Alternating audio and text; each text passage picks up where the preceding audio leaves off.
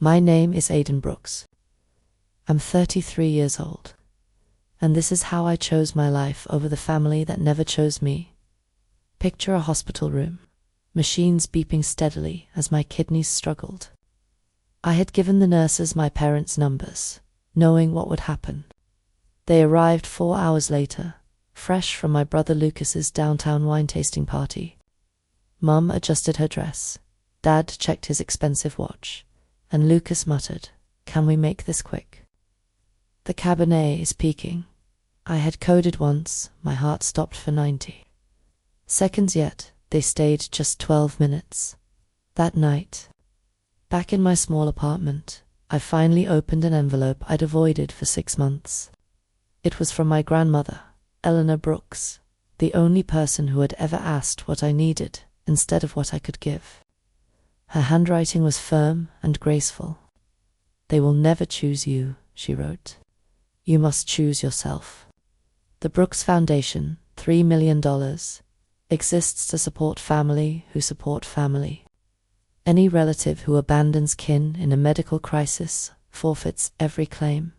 She had appointed an independent executor, Michael Chen, and a board of 7 people, including a hospital CEO and a lupus researcher.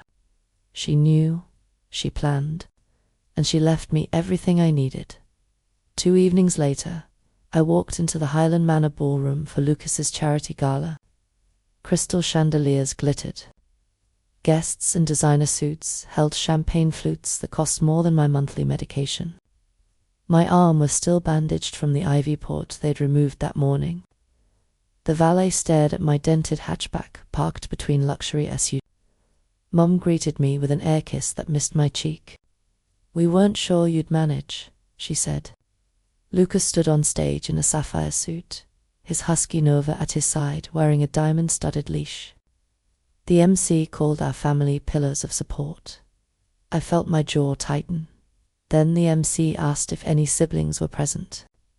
Lucas laughed, high and sharp.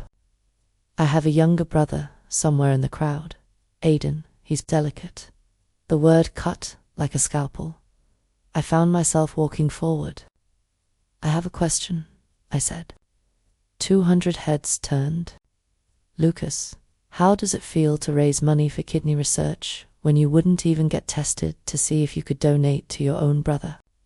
Silence filled the room. Mum's smile froze. Dad's eyes narrowed. Lucas tried a smooth grin. Aiden's emotional. "Hospitals can be confusing. Not as confusing as watching you toast a Pinot while I flatlined," I replied. From the edge of the stage, a man approached with a briefcase. Michael Chen. Without a word, he nodded to several people I recognized from the board list in my grandmother's papers. They positioned themselves quietly near the stage. I pulled out the envelope.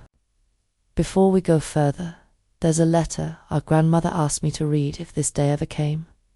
I unfolded the paper. "My dearest family, if this is being read aloud, it means the conditions I feared have occurred. The Brooks Foundation exists to support those who support kin in crisis.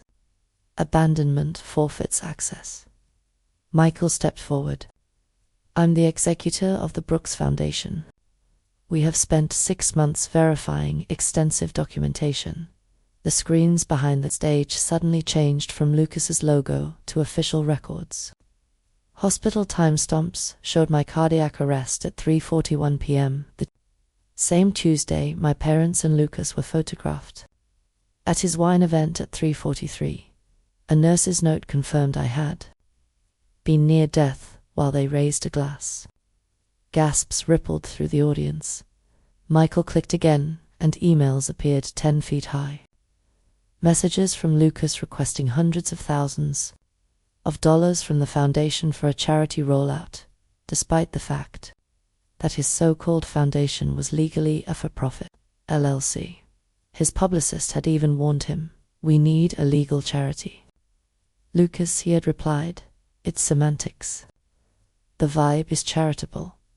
The MC tried to recover. "Let's refocus on hope. Lucas, tell us what family means to you." Lucas latched on. Family means boundaries, he said, looking at me. Some people drain your joy. You have to protect your energy. It was the story he'd always told Lucas, the hero. Me, the burden. I raised my voice so everyone could hear. Family also means showing up when it matters. When someone's heart stops. You don't choose wine over blood. Phones everywhere recorded every word. Michael addressed the room, based on overwhelming evidence of medical neglect and fraudulent charitable claims. The Brooks Foundation Board has voted to disqualify Lucas Brooks from all access to foundation funds, effective immediately. Aidan Brooks is the sole beneficiary of the $3 million endowment. Mum protested that this was out of context. Dr. Patel, the hospital CEO and a board member, shook her head. All context has been reviewed. Lucas shouted that it was a setup. Michael calmly replied, "These are documented facts. Your grandmother ensured everything was recorded." Guests backed away from the stage. As the truth settled like heavy fog, influencers live-streamed every moment. Reporters in the crowd whispered into their phones. Sponsors began to leave. Lucas tried one last tactic. "You've ruined everything," he said. I looked at him and answered, "No. You built everything on lies. I'm just telling the truth." Security escorted my parents and brother out of the ballroom as Nova. The husky padded toward me and sat quietly at my feet.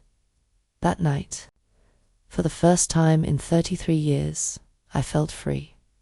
6 months later, I sat in my new office at the Brooks Foundation, reviewing grant applications for patients whose families had failed them. My kidney function had stabilized with proper care and the absence of constant stress. On the wall behind me hung my grandmother's words, framed in bold letters. "Blood makes you related. Loyalty makes you family." I now spend every day funding treatments and support for people who sit alone in dialysis chairs, who take ride shares to emergency surgery, who fight for life while relatives look away. My grandmother's gift was never just the money. It was the permission to stop begging for love from people incapable of giving it. If you've ever been told you are too much, too sick, or too inconvenient, hear me clearly. You are not a burden. You are worthy of love and dignity. Build your chosen family. Set your boundaries. Choose yourself. You deserve nothing less.